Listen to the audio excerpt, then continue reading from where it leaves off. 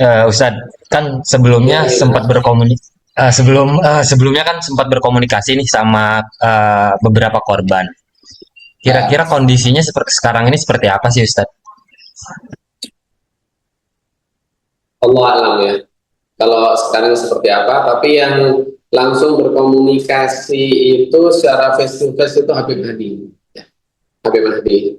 Tapi kalau untuk saya pribadi itu dalam waktu dalam waktu dekat ini atau dalam beberapa waktu ini saya belum berkomunikasi lagi, tapi yang pasti para korban itu menginginkan agar ini ditegakkan. Karena kenapa?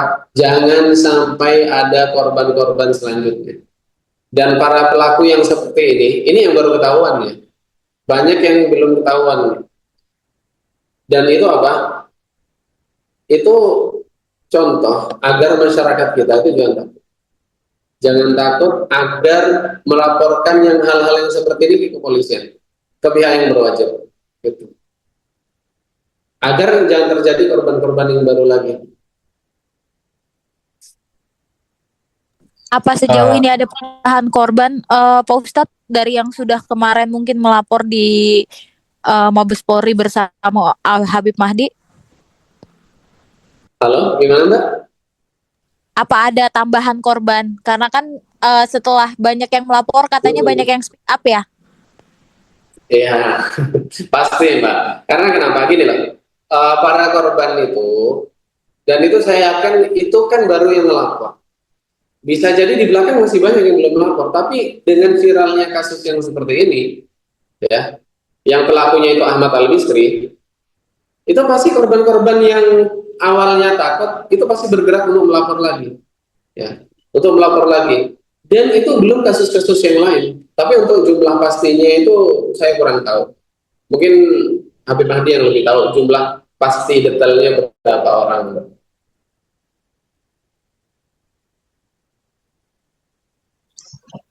terus dari Ustadz Abimaki misalkan gitu, ada update terbaru nggak sih ke Ustadz Ulin untuk mengenai perkembangan kasus atau apa, ada komunikasi gitu?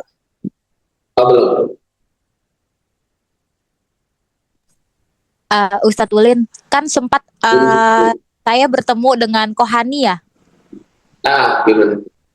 Kohani menyampaikan bahwa ada trauma dari si korban sampai pengen jadi murtad gitu, cerita dari si korban pelecehan dari Al Misri ini. Apa Ustadz Ulin sudah mendengar kabar tersebut? Ya, saya udah dengar. Ya, saya sudah dengar, saya sudah dengar.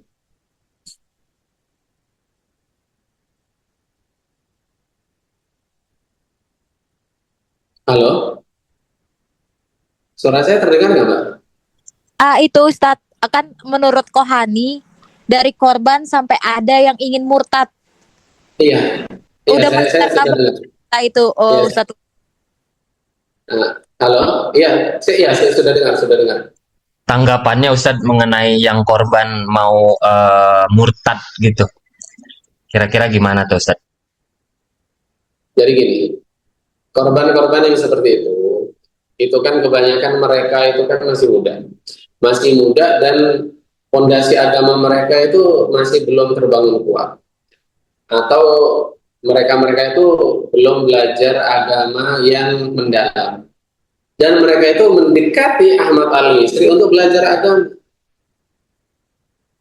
Artinya mereka ingin benar-benar tulus untuk mendalami Islam. Ternyata Ahmad Al-Misrinya yang seperti itu, jadi tergambarlah oleh mereka seakan-akan, oh, semua syekh, semua ustadz itu kayak Ahmad Al-Misri. Padahal tidak. Jadi ketraumaan seperti ini wajar. Karena kenapa? Mereka baru ketemu satu orang, dan satu orangnya yang dulu dianggap kuat. Mereka berharap mendapatkan keilmuan yang mumpuni, malah mendapat perlakuan sodomi. Maka kalau mereka seperti itu wajar. Lalu kita gimana? Kita harus mendekati mereka. Kita harus menjelaskan ke mereka, ngasih edukasi ke mereka, ya, bahwa Islam itu bukan seperti ini. Ya. Itu hanya oknum-oknumnya saja. Sama seperti di agama-agama lain gitu kan. para pembesar-pembesar agama lain juga sebagian ada yang sodomi, ada yang memperkosa lawan jenis. Apakah semua pemuka agama lain seperti itu? Kan tidak. Artinya apa? Tanggapan saya, kalau punya kelainan seksual, ya kamu obati dulu. Jangan berdakwah. Ngapain berdakwah? Orang yang berdakwah ini yang sudah matang dan yakin, atau sudah punya ridho dari gurunya untuk berdakwah. Nah, terus kalau orang yang seperti itu berdakwah gimana? Itu kemungkinan besar tujuannya cuma dunia, nafsu. Entah harta, entah tahta, entah wanita. Atau entah cowok, karena dia punya kelainan seksual yang seperti itu. Jadi, ini teguran untuk kita. Untuk umat Islam, untuk para dai, bahwa jangan mudah-mudah untuk berdakwah kalau kalian masih belum memperbaiki diri kalian sendiri. Jadi harus introspeksi diri sendiri dulu, harus dakwah dulu ke sekitarnya dulu. Siapa? Dakwah dulu lah ke keluarga. Kalau ke keluarga udah sukses, barulah kalian dakwah. Ini jangankan dakwah ke keluarga, ya. Bahkan mertuanya sendiri loh ngomong. Ini saya dengar ya. Dengar, habis itu dapat dari info dari mantan supirnya kalau nggak salah.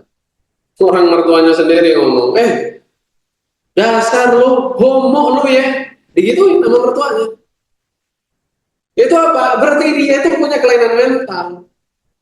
Lalu gimana? Ya tobat, istighfar, jangan dakwah. Bego itu namanya, tolol ya orang seperti itu. Ngatas namain syekh, pakai jubah, pakai peci Allah. Yang seperti ini yang merusak Islam. Jadi Islam itu dirusak dari dalam oleh orang-orang yang seperti ini, mengatasnamakan Islam meskipun dia nggak punya ilmu. Jadi Islam ini apa? Ya pencitraan, seperti itu. Terus kalau urusan dia itu, katanya hafal Quran ini gini loh. Orang Arab itu jauh lebih mudah untuk menghafalkan Al-Quran, sebagaimana orang Indonesia akan sangat mudah untuk menghafalkan buku-buku yang berbahasa Indonesia. Seperti itu. Jadi menghafalkan Al-Quran itu bukan hal-hal yang wah ya kalau di Arab itu. Anak kecil hafal Quran itu banyak gitu. Tapi masalahnya mempraktekkan, mengamalkan Al-Quran itu udah apa belum? Gitu aja. Gitu. Jadi korban-korban yang seperti ini patut kita dekati dengan sangat baik karena apa? Karena murtad itu hukumannya berat. Hukumannya berat, nanti bisa masuk neraka, lalu nanti yang akan ditanyakan apa orang-orang terdekatnya. Yang paling akan diseret siapa? Gurunya, yaitu siapa? Ahmad Al-Misri. Tapi alhamdulillah kan korbannya akhirnya nggak jadi murtad karena sudah didekati dengan penuh kasih sayang dan rahmat oleh orang-orang di sekitarnya seperti itu. Jadi semoga ini menjadi teguran yang sangat keras untuk kita agar kasus-kasus seperti itu udah nggak ada lagi, atau minimal berkurang lagi. Kurang lebih seperti itu Mbak Fatis. Ustadz, mungkin terakhir nih, pada akhirnya kan masyarakat minim ya untuk percaya pada ulama karena ada oknum yang seperti ini ya Ustadz. Bahkan untuk menaruh anaknya di pondok pesantren juga menjadi pertimbangan yang cukup signifikan sekarang ini kan, karena rentannya banyaknya ulama-ulama atau oknum-oknum kotor ini yang berkedok agama ini yang jadinya merusak citra Islam itu. Kalau dari Ustadz Ulin, ini menanggapinya seperti apa? Iya, ini fakta yang nggak terelakkan lagi. Kita lihat semua seperti itu. Tapi gini, masyarakat yang seperti ini itu ya, yang takut naruh anaknya di ponpes atau nggak percaya sama ustadz lagi, itu efek apa? Efek penipuan. Ini kan ibaratnya penipuan kan, ustadz yang nipu, syekh yang nipu. Sama kayak kita kalau sebelum-sebelumnya kan banyak nih di Indonesia ya, pemalsuan obat, habis itu pemalsuan beras, ya otomatis ibu-ibu yang mau belanja beras di pasar kan hati-hati. Apakah ini hal buruk? Oh enggak, ini hal baik. Artinya apa? Kalau pesantrennya benar, orang nggak akan ragu untuk memasukkan ke situ. Gitu. Artinya apa? Ya artinya kita analisa dulu, apakah pesantren ini udah benar atau enggak. Cara memastikan pesantren udah benar atau enggak gimana? Lihat dari alumni-alumninya. Lihat dari alumni-alumninya, lihat dari kiprahnya, lihat dari umur pesantrennya, lihat dari kapasitas kaliber ulama, kiai, ustadz yang ada di pesantren tersebut. Teslah mereka. Tes bahasa Arabnya, tes ngobrol bahasa Arabnya, tes fikihnya, tes kedalaman ilmu agamanya, itu gampang kok. Tinggal kita pergi ke pesantrennya, kita ketemu sama ustadznya, atau ngobrol-ngobrol, atau kita lihat kondisi sekelilingnya seperti apa, atau kita tinggal lihat aja di berita. Ada nggak di online, di internet ya? Atau kita tinggal tanya AI, kasus sodomi di pesantren A, B, C. Kalau nggak ada, ya dari situ kan kelihatan. Kita bisa analisa dari kacamata manapun, seperti itu. Ya. Artinya apa? Ini juga teguran untuk pihak pesantren agar mereka lebih mawas diri. Jadi membangun pesantren itu nggak hanya cuma butuh uang, tapi butuh hati.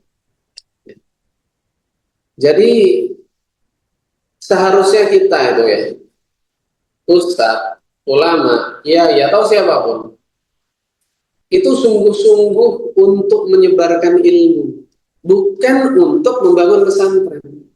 Karena apa? Karena ketika kita sungguh-sungguh membangun ilmu, maka otomatis pesantren itu akan terbangun dengan sendiri. Bahkan masyarakat berbondong-bondong untuk membantu pesantren tersebut. Itu kalau benar. Karena banyak sekarang pesantren-pesantren yang dibangun hanya karena modal uang. Habis itu nyari kiai, nyari ustadz itu yang nggak berkompeten. Seperti itu. Dan juga ini mungkin menjadi teguran untuk pemerintah kita, Indonesia, agar nggak sembarangan membangun pesantren. Jadi dari pihak kementeriannya itu bisa datang seharusnya atau ngetes ya pesantren, atau diambil dari pesantren-pesantren yang senior yang udah berdiri mungkin bahkan sebelum zaman kemerdekaan, itu untuk ngetes pesantren baru. Apakah layak untuk dibangun pesantren tersebut atau tidak, seperti itu. Jadi nggak semudah itu untuk membangun pesantren, seharusnya seperti itu. Gitu. Ya modelnya seperti membangun universitas, itu kan banyak syaratnya gitu kan. Nah, lalu jadi ada tes-tesnya, seharusnya seperti itu deh.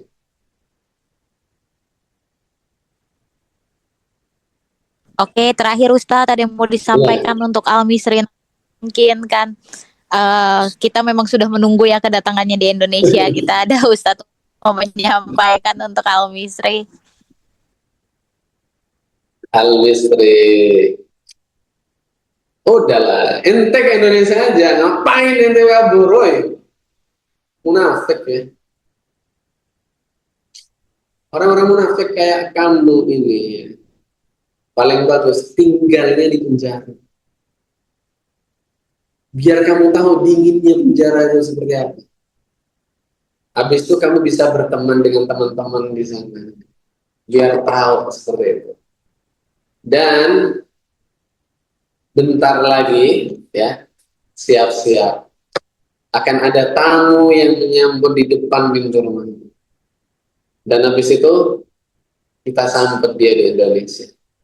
Sambut dengan apa? Kita arak dia dan kita hantarkan dia ke depan jeruji besi. Itu baru azab, baru hukuman di dunia. Belum hukuman di akhirat. Ya seperti inilah orang-orang yang sok suci, sok mendakwahkan tauhid katanya.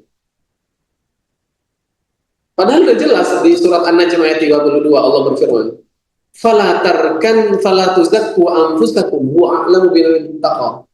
Jangan kamu itu sok suci. Dialah Allah yang mengetahui orang yang paling bertakwa. Ya kayak gini nih akhirnya kan. sok suci, sok membid'ahkan, sok mensyirikkan, sok jadi guru. Habis itu dijadikan guru oleh si tukang silat, ya kan? Akhirnya sekarang dia sodomi, ditinggalin sama semua pengikutnya. Rasain. Oke, itu pesan saya untuk Al-Mistri. Jadi cepat balik ke Indonesia. Pengecut, penakut,